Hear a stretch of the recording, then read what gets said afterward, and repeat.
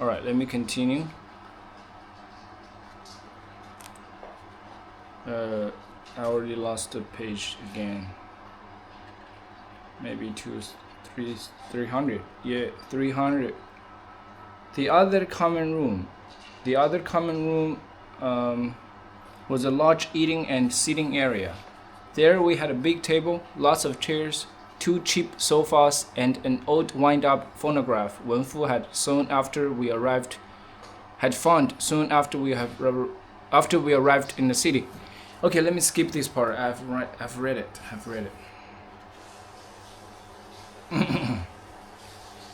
Since Jiaguo was a captain, he and Hulan had the best part of the house, the 2 large rooms downstairs.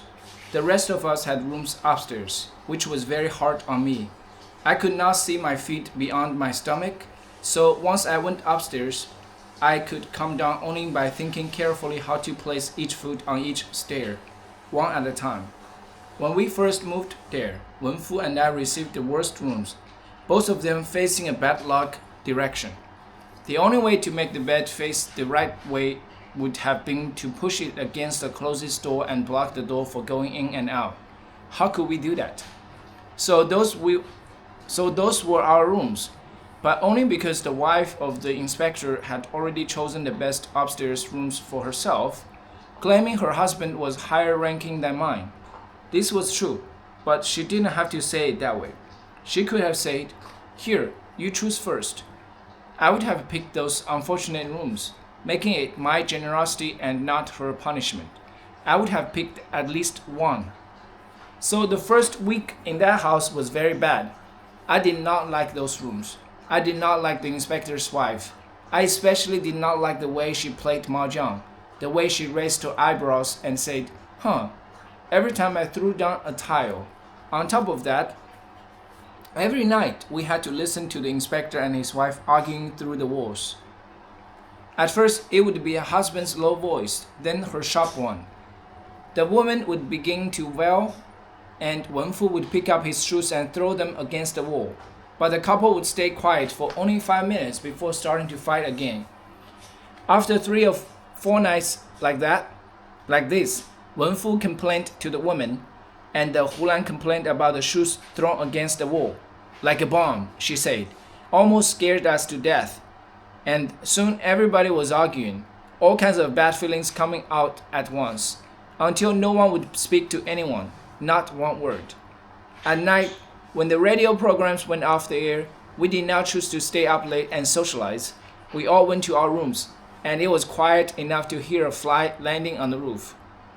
This problem lasted only a few more days, because then the inspector went to look at the progress on the Burma Road. We were told later that the mosquitoes in that area were more dangerous than the Japanese. We heard the malaria ate up his brain in only 3 or 4 days, so he died in an awful kind of way, and then we had to listen to his wife moaning and crying for many days after that. Of course, this time we did not complain. Wenfu did not throw his shoes. We were all very kind to her, and by the time she was ready to leave, we all agreed we had become friends for a lifetime. Although now I cannot remember her name, Liu or Lo, something like that.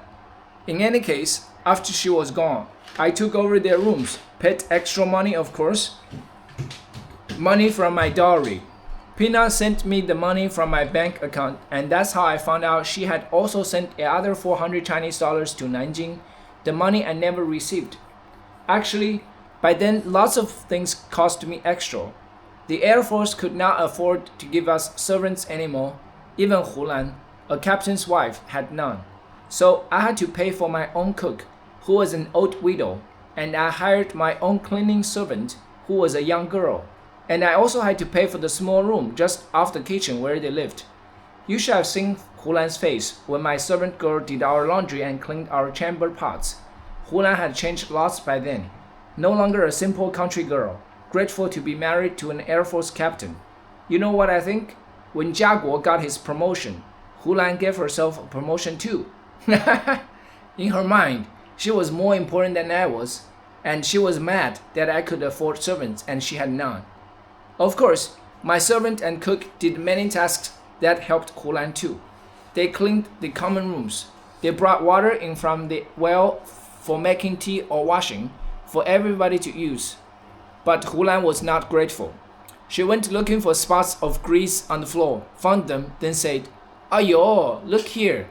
And when I invited her and Jiaguo to dinner, she would eat lots and then say, "Very good, but maybe the meat stayed in the pan too long." The next time, she would say, "Very good, but maybe the meat was not cooked long enough." So it did not matter what I did, what favors I gave her. She was always unhappy until I was the same level of unhappy as she was. By the 9th month, the baby inside me grew until it was the size of 2 babies. But still, it would not come. I was not worried because I could feel it swimming inside of me, turning its body around, pushing with its feet, rolling its head. It moved when I sang. It moved as I walked in my dreams. It moved when I saw vegetable at the market I wanted to eat. That baby had my same mind. Every day, I sewed baby blankets or knitted sweaters and clapped together their tiny sleeves. I remember one day when I was sewing, the baby was kicking me harder than ever.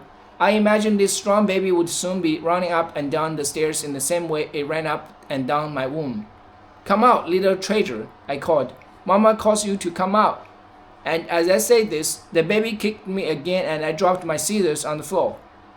They landed with their points stuck in the floor, just like a little soldier waiting to take orders. At first I laughed, but then, I felt something very strange. The baby stopped moving inside me. I don't think I was only imagining this. That's how it happened.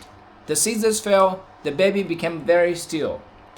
I tried to pluck those scissors out of the floor, but I was too big to bend over. And then I remembered what old aunt had once said about the backlog of dropping scissors. I could not remember the reasoning, only the stories.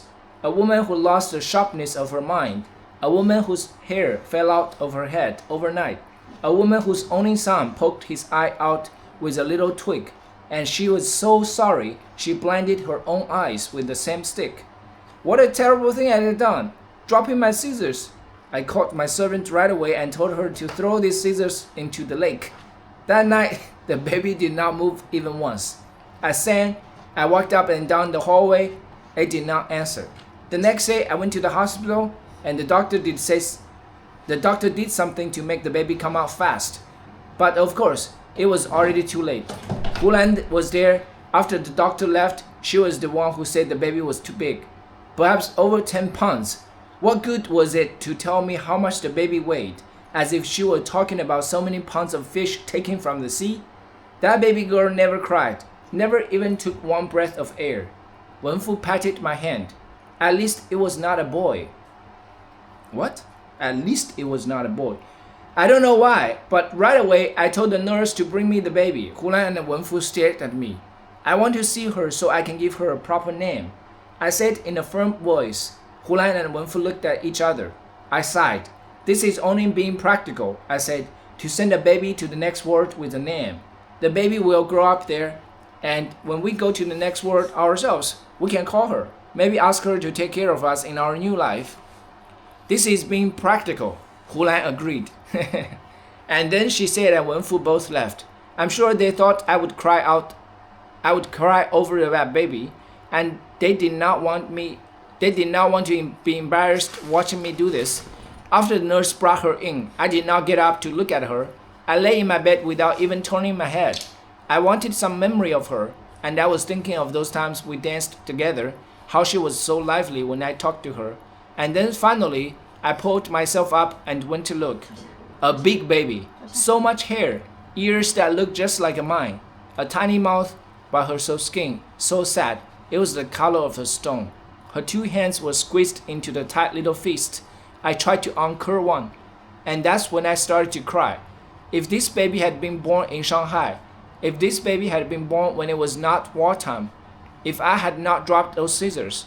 But I quickly chased away those sad thoughts and made myself strong. People in the countryside were starving. People in the war were being killed. People died for any sort of reason, for no reason at all. So when a baby died, at least you could tell yourself you had no chance to suffer. Oh my God, the baby died? Really? The next afternoon, we drove to the western foothills, the place everyone called the Sleeping Beauties. The hills, they look like sleeping maidens, resting on their sides. That's where we buried her. I said only a few words in her honor. She was a good baby. She never cried. And that's when I named her after the lake in Nanjing, Mocho, sorrow-free. 莫愁, oh, okay. 莫愁, sorrow-free. That's how you translate it. 莫愁, sorrow-free. Because she had never known even one sorrow. I did not use any scissors for a long time. I waited more than 100 days, and it was hard not sewing or knitting for so long. As I have already said, in Kunming, there were not too many fun things to do, nothing to see, especially in the daytime. You could not say, I'm bored, let's go see a movie this afternoon. You could only stay bored. So after many days of doing nothing, I decided to buy a new pair of scissors and start sewing again. Hulan told me, I heard that Yunnan people make the best scissors, very sharp and sturdy. And it is true. I found some few weeks ago.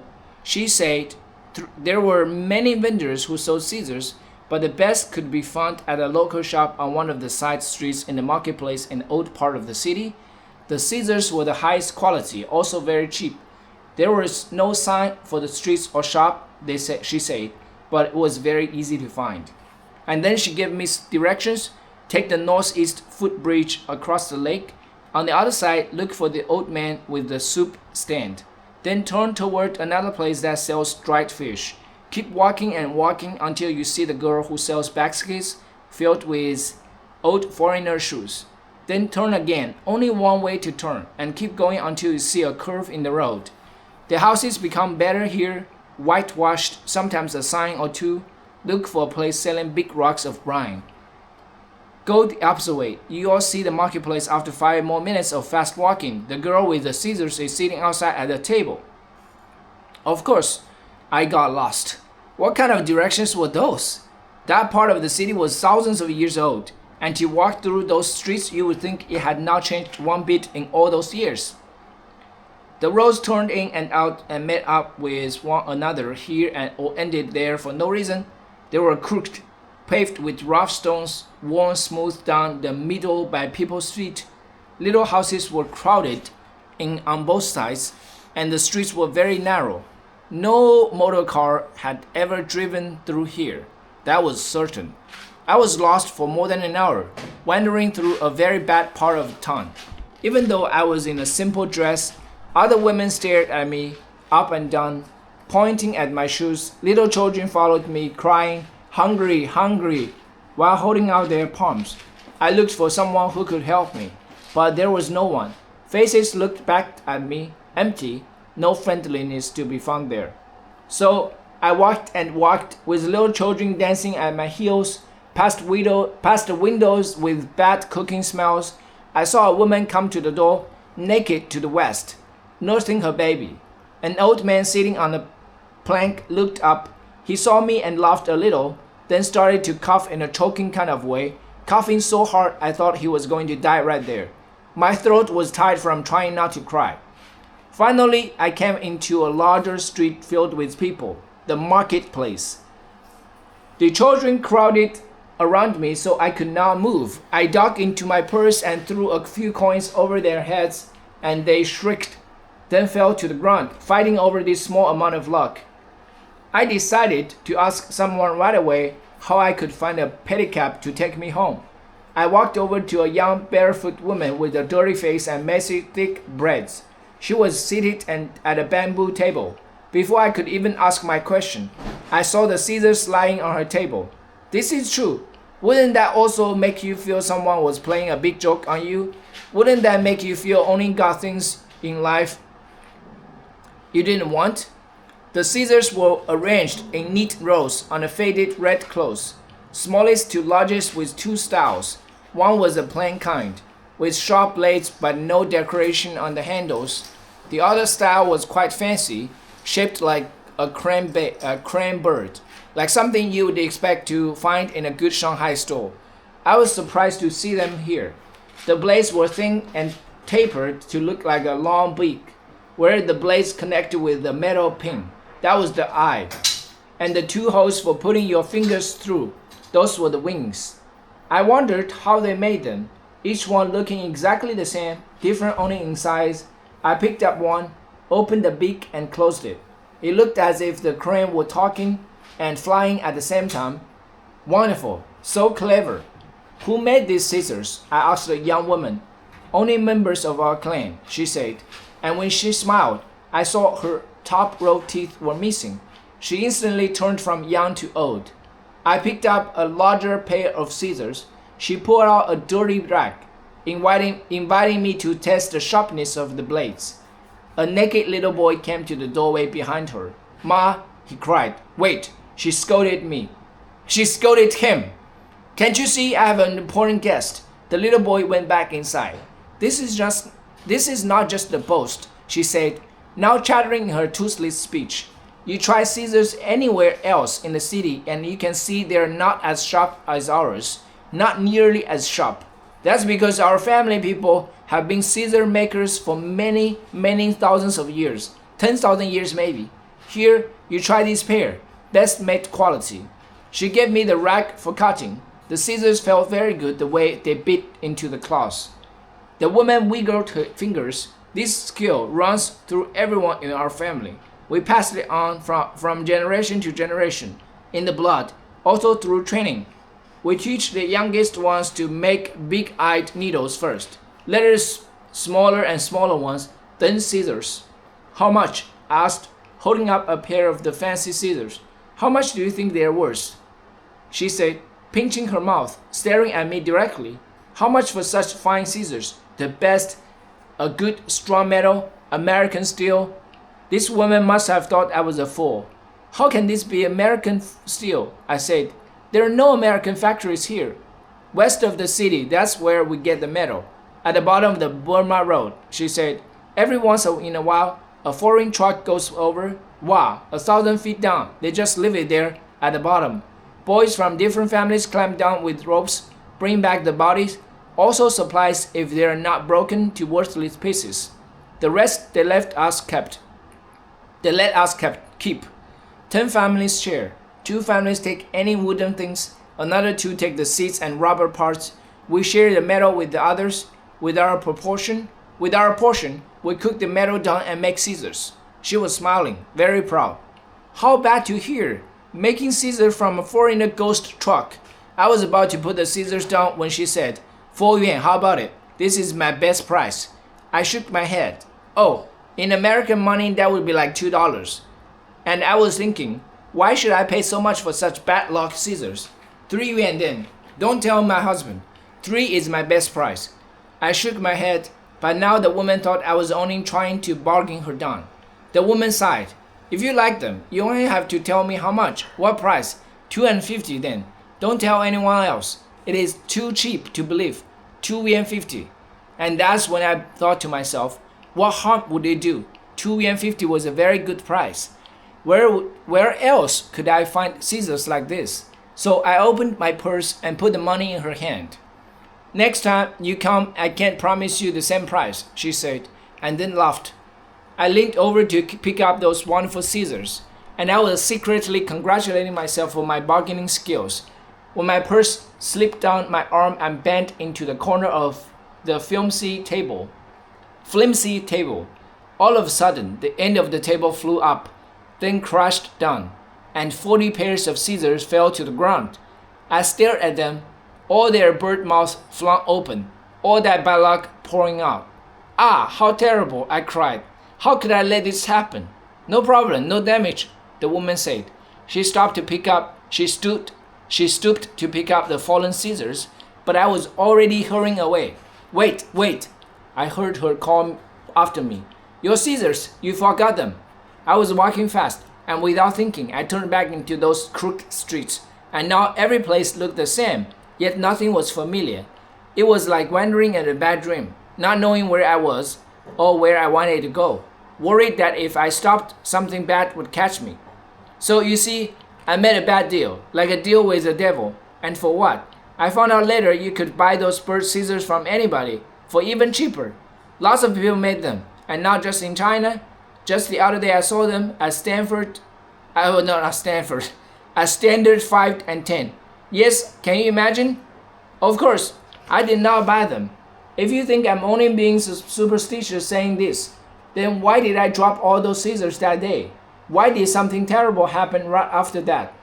Hulan was the one who told me. She was waiting for me at the house. She jumped up, put her hands to her mouth, and told me to hurry and go to the hospital. Accident, she cried. Wenfu is hurt, very bad, maybe dying. I gave a little shout of fear. How can this be? And then we were both running out the door to an Air Force car waiting to take us to the hospital. On the way, Hulan told me what had happened. He was driving an army jeep heading toward the Sleeping Beauty's hills, but a wheel fell off, and the jeep turned over and threw him out. Aya, this is my fault, I cried. I made this happen. Don't say this, scolded Hulan. How can this be your fault? And then she told me Jiaguo had ordered Wenfu to be taken to the French Christian hospital run by Chinese and foreign nuns. Hulan said it was not the local hospital, which was very poor, filled with people who could give you more problems than what you already had. What a good man Jiaguo was. As I walked down the hallway of the hospital, I could already hear Wenfu moaning and screaming. It was the sound of a man being tortured, of someone who had already lost his mind. And then I saw him. His head was bandaged all around the top. His face was swollen and purple. This is terrible to admit, but if no one had told me this was Wenfu, I would not have recognized him. I was staring at his face, trying to find his same eyes, nose, and chin. And then I thought, maybe they made a mistake. Maybe this is not my husband. Wenfu, I said. He can't hear you, the doctor said. He has a very bad injury to his brain. He was already dead from shock when they brought him here. But I gave him a shot of adrenaline, and his heartbeat came back. Of course, I thanked the doctor for saving my husband's life. I turned to look at Wenfu again, calling his name softly, and suddenly, one eye popped open. I gasped. I could not help myself. His eye was big and dark in the middle, yellow and bloody all around. It seemed to be looking out with so much anger. No good feelings behind it. He looked like a monster. A few days later, when it was certain that Wenfu would live, Jiaguo came to the hospital and said, Wei Wei, now I have to give you bad news. I listened to everything, never changing my expression, never crying out.